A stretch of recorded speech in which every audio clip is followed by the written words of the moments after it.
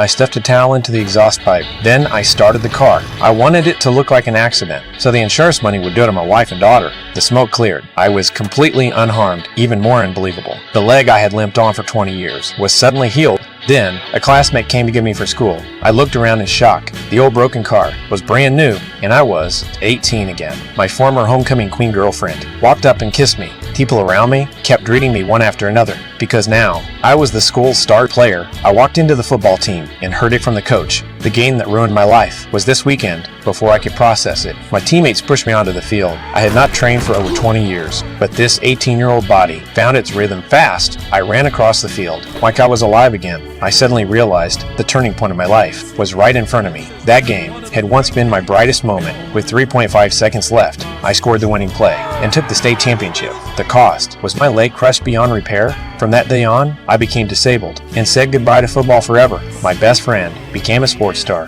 a massive salary, luxury cars, and the woman by his side was my former girlfriend. If that accident had never happened, all that glory should have been mine. Later, I returned home to farm. Life was not easy, but I had a wife who was willing to suffer with me to give my family a better life. Others planted corn. I took out loans to grow soybeans. The weather turned against me. The harvest kept getting delayed. The bank gave its final notice. No payment. Everything would be auctioned off. Then, a frost hit and destroyed all hope. I had one day to harvest everything. I borrowed the town's only harvester. Halfway through, the machine broke down. A piece of wood snapped the gears. No harvest, and the machine was ruined. At that moment, I completely collapsed. I stared at the metal. I had won as best player years ago. Pride pushed me closer and closer to the edge. I began to think about ending everything. I never expected fate would send me back to high school, facing this second chance. The first person I thought of was my wife. Her name was Mace, a girl at school no one ever noticed. At this time, she had no interest in me. Everyone knew I had the popular girlfriend,